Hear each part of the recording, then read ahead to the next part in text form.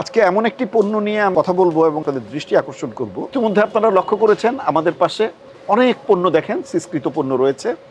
আমার সামনে অনেকগুলো জেরিকেন দেখতে পাচ্ছেন। আপনারা হয়তো দেখেই বুঝতে পারছেন যে কোন পণ্যটি নিয়ে আমি কথা বলবো। এটা হচ্ছে আর কিছু নয়, আমাদের অটোমোবাইলস বা ইন্ডাস্ট্রিয়াল জগতে লুব্রিকেন্ট হিসাবে যে সমস্ত পণ্যগুলো ব্যবহার হয়ে থাকে সেই পণ্যের একটি মোবাইল সুপার, ক্যাস্ট্রোল, কোয়ার্টজ। দামি দামি কোম্পানিগুলোর যখন আমরা এই মোবিলগুলোকে আমরা সংগ্রহ করি, মোটরসাইকেলে ইঞ্জিনের মধ্যে কিন্তু আমরা এটা দিয়ে থাকি। কিন্তু আমার সামনে এতগুলো বোতল, এতগুলো জার, এতগুলো কন্টেইনার নিয়ে কথা বলার একটাই কারণ, এই যে পণ্যগুলো, দামি দামি পণ্যগুলো দেখেছেন, আমার এখানে একটিও কিন্তু জেনুইন পণ্য নয়। আপনারা যারা মোটর বাইক পরিচালনা করে থাকেন, প্রাইভেট কার পরিচালনা করেন এবং অন্যান্য গাড়ির মালিক, আপনারা 2 মাস 3 মাস বা একটা সার্টেন ডিস্টেন্স অতিক্রম করবার পরে আপনারা মোবিলটাকে পরিবর্তন করে ফেলেন। এই মোবিলটি কিন্তু কোথাও ঢেলে ফেলানো হয় না, এটাকে সংরক্ষণ করা হয়। একটি গ্রুপ থাকে যারা বিভিন্ন জায়গায় ঘুরে ঘুরে ঘুরে ঘুরে এই পোড়া মোবিলগুলোকে সংগ্রহ করে। আমরা হয়তো ভাবি 1 লিটার, হাফ লিটার, 1.5 লিটার এই পোড়া মোবিলগুলো নিয়ে যেয়ে হয়তো অন্য কোনো কাজে ব্যবহার করা হয়। এই পোড়া মোবিলগুলো সত্যিকার অর্থে একটা পর্যায়ে এসে কোনো একটা আড়তে জমা হয়। অসাধু ব্যবসায়ীরা, কারখানার মালিকরা এটাকে তথাকথিত পরিশোধন করেন। অর্থাৎ পোড়া মোবিল থেকে তারা কালো যে কার্বন বা কালো যে অপদ্রব্যটা আছে সেটাকে কোনো না কোনোভাবে এটাকে দূরে সরিয়ে দেয়, এলিমিনেট করে দেয়, এর ভাবে কিছু কেমিক্যালস যুক্ত করে দেয়। ইভেন এমনও দেখা গিয়েছে যে তারা একটা কন্টেনারের মধ্যে পোড়া মোবিলগুলোকে রেখে সেখানে পলিথিন, সাদা পলিথিন যুক্ত করে সেখানে জাল দিতে থাকে। একটা পর্যায়ে সেটা ঘন হয়ে যায়, পলিথিনগুলো গলে যায়, পোড়া মোবিলের সাথে মিশে যায়, সেটা গ্রিজ হিসাবে তারা বাজারজাত করবার জন্য সচেষ্ট হয়। যেখানে হাজার হাজার ডলার খরচ করে, শত কোটি টাকার ডলার খরচ করে গ্রিস প্ল্যান্ট ইনস্টল করা হয়, যেখানে এত টাকার বিনিয়োগ করে বাহির থেকে গ্রিজ আমদানি করা হয়, অনুরূপভাবে মোবিল আমদানি করা হয়, সেই মোবিলগুলোর বাজারটাকে নষ্ট করে দিচ্ছে এই সমস্ত অসুধুপায়ী ব্যবসায়ীরা। আমরা গতকালকে সালাউদ্দিন মার্কেট, পর্বতা, দারুস সালামে আমরা অভিযান পরিচালনা করি। সেখান থেকে আজকের এই যে আপনাদের সামনে যেগুলি উপস্থাপিত হচ্ছে এগুলো আমরা জব্দ করতে সক্ষম হই এবং সেখানে আমরা বড় ধরনের একটা প্যানালাইজ করে আসি। যে সমস্ত ভাইয়েরা এই সমস্ত অনৈতিক কার্যকলাপের সাথে জড়িত রয়েছে তাদের এই দুর্বৃত্তায়ন থেকে বিরত থাকবার জন্য আমরা অনুরোধ করছি।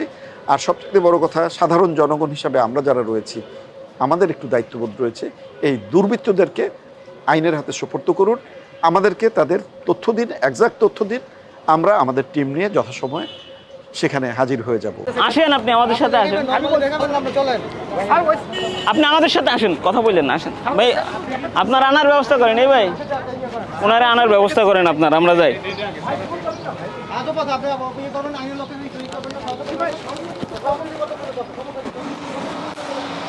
ইনফরমেশন এখনো দেন, আপনি মিথ্যা কথা না বলে আমাদের যা সত্য সেটা বলেন এবং ইনফরমেশন।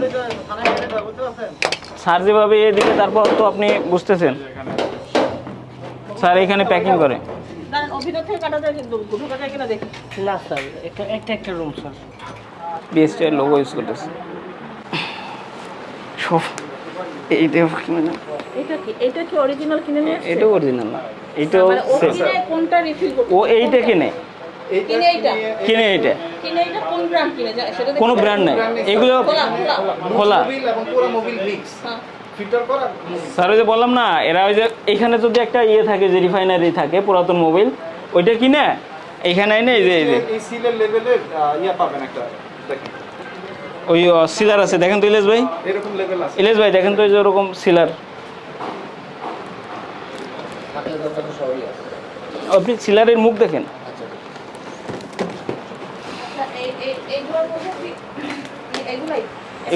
এইগুলোর মধ্যে একই জিনিস, ওরা খুলতে বলতে হবে, ওরা একটা লোক চান।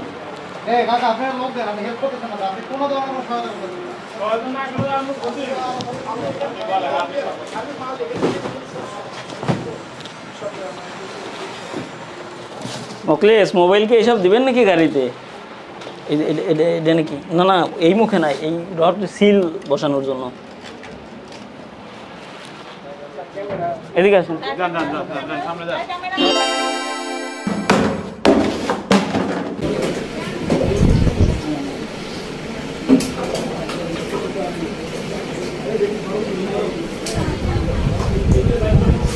আসসালামু আলাইকুম। দেখতে পাচ্ছেন ইঞ্জিন অয়েলের ক্যানগুলো সব ফুটা করা হচ্ছে। এর কারণটা হচ্ছে এগুলো আমরা সেল করব তাই।